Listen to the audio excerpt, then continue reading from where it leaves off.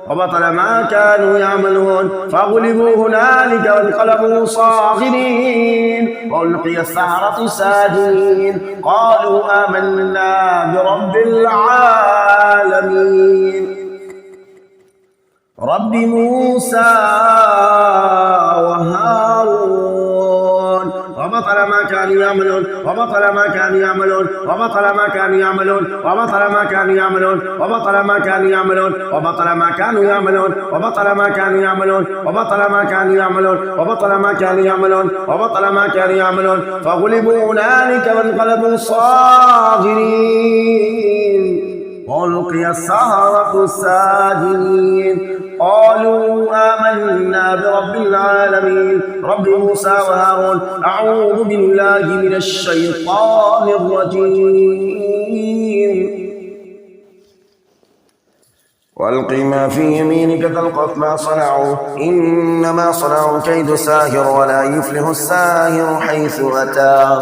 وألق ما في يمينك تلقف ما صنعوا إنما صنعوا كيد ساهر ولا يفلح الساهر حيث أتى وألق ما في يمينك تلقف ما صنعوا إنما صنعوا كيد ساهر ولا يفلح الساهر حيث أتى وألق ما في يمينك تلقف ما صنعوا إنما صنعوا كيد ساهر ولا يفلح الساهر حيث أتى وألق ما في يمينك تلقف ما صنعوا إنما صنعوا كيد ساهر ولا يفلح الساهر حيث أتى وألق ما في يمينك تلقف ما صنعوا إنما صنعوا كيد ساهر وألق ما في يمينك تلقف ما صنعوا إنما صنعوا كيد ساهر ولا يفلح الساهر حيث أتى وألق ما في يمينك تلقف ما صنعوا إنما صنعوا كيد ساهر ولا يفلح الساهر حيث أتى وألق ما في يمينك تلقف ما صنعوا إنما صنعوا كيد ساهر ولا يفلح الساهر حيث أتى وألق ما في يمينك تلقف ما صنعوا إنما صنعوا كيد ساهر ولا يفلح الساهر حيث أتى وألق ما في يمينك تلقف ما صنعوا إنما صنعوا كيد ساهر ولا يفلح الساهر حيث أتى وألق ما في يمينك تلقف ما صنعوا إنما صنعوا كيد ساهر ولا يفلح الساهر حيث أتى وألق ما في يمينك تلقف ما صنعوا إنما صنعوا كيد ساهر ولا يفلح الساهر حيث أتى وألق ما في يمينك تلقف ما صنعوا إنما صنعوا كيد ساهر ولا يفلح الساهر حيث أتى وألق ما في يمينك تلقف ما صنعوا إنما صنعوا كيد ساهر ولا يفلح الساهر حيث أتى وألق ما في يمينك تلقف ما صنعوا إنما صنعوا كيد ساهر ولا يفلح الساهر حيث أتى وألق ما في يمينك تلقف ما صنعوا إنما صنعوا كيد ساهر ولا يفلح الساهر حيث أتى أعوذ بالله من الشيطان الرجيم وقدمنا إلى ما عملوا من عمل فجعلناه هباء منثورا وقدمنا إلى ما عملوا من عمل فجعلناه هباء منثورا وقدمنا إلى ما عملوا من عمل فجعلناه هباء منثورا وقدمنا إلى ما عملوا من عمل فجعلناه هباء منثورا وقدمنا إلى ما عملوا من عمل فجعلناه هباء منثورا وقدمنا إلى ما عملوا من عمل فجعلناه هباء منثورا وقدمنا إلى ما عملوا من عمل فجعلناه هباء منثورا وقدمنا إلى ما عملوا من عمل فجعلناه هباء منثورا وقدمنا إلى ما عملوا من عمل فجعلناه هباء منثورا وقدمنا إلى ما عملوا من عمل فجعلناه هباء منثورا وقدمنا إلى ما عملوا من عمل فجعلناه هباء منثورا وقدمنا إلى ما عملوا من عمل وقدمنا إلى ما عملوا من عمل فجعلناه هباء منثورا منثورا وقدمنا إلى ما عملوا من عمل فجعلناه هباء منثورا وقدمنا إلى ما عملوا من عمل فجعلناه هباء منثورا وقدمنا إلى ما عملوا من عمل فجعلناه هباء منثورا وقدمنا إلى ما عملوا من عمل فجعلناه هباء منثورا وقدمنا إلى ما عملوا من عمل فجعلناه هباء منثورا وقدمنا إلى ما عملوا من عمل وقدمنا إلى ما عملوا من عمل فجعلناه هباء منثورا وقدمنا إلى ما عملوا من عمل فجعلناه هباء منثورا وقدمنا إلى ما عملوا من عمل فجعلناه هباء منثورا وقدمنا إلى ما عملوا من عمل فجعلناه هباء منثورا وقدمنا إلى ما عملوا من عمل فجعلناه هباء منثورا وقدمنا إلى ما عملوا من عمل فجعلناه هباء منثورا وقدمنا إلى ما عملوا من عمل فجعلناه هباء منثورا یا اللہ جو بھی سن رہا ہے سننے کے لیے بیٹھا ہے اللہ تجھ سے شفا کا طلبگار ہے یا اللہ تمام کے بیماری کو تمام سننے والوں کے اس جادو کو توڑ دے بندش جماع کے جادو کو توڑ دے یا اللہ بندش جماع کے جادو کو توڑ دے اور ان کے آپسی محبت الفت کو قائم کر دے یا اللہ ان کے درمیان جو بھی بیماریاں ہیں تمام کو شفا عطا فرما تمام بیماریوں کو شفا عطا فرما یا اللہ جتنے بھی لوگ پریشان حال ہیں تمام کی پریشانیاں دور فرما یا اللہ جتنے بھی لوگ بے روزگار ہیں یا اللہ تمام کا روزگار عطا فرما یا اللہ جتنے لوگوں نے بھی کومنٹ میں آ کے دعا کے لیے کہا ہے ہم نہیں جانتے ان کے کیا مسائل ہیں تو ہم سے بہتر جانتا ہے یا اللہ تمام ان کی جائز مرادوں کو پورا فرما یا اللہ تمام ان کی پریشانیاں دور فرما یا اللہ اگر بیمار حال ہیں تو یا اللہ ان کی بیماریوں کو دور فرما یا اللہ جتنے بھی ایسے جوڑے ہیں جن گھر کے اندر اولاد نہیں ہے اولاد کی نعمت سے محروم ہیں یا اللہ اس گھر کے اندر اس جوڑے کو اولاد کی نعمت نواز دے اولاد کی نعمت سے نواز دے اولاد کی نعمت سے نواز دے یا اللہ اس گھر کے اندر جس میں نرینہ اولاد نہیں ہے نرینہ اولاد کے لیے ترستے ہیں یا اللہ اس گھر میں نرینہ اولاد کی نعمت عطا فرما یا اللہ مسلمان بھائی یا بہن جہاں کہیں بھی پریشان حال ہیں اللہ ان کی پریشانیاں دور فرما یا اللہ جو بھی سننے والے ہیں تمام کی پریشانیاں دور فرما آمین یا ذا الجلال والاکرام۔ السلام علیکم ورحمۃ اللہ وبرکاتہ۔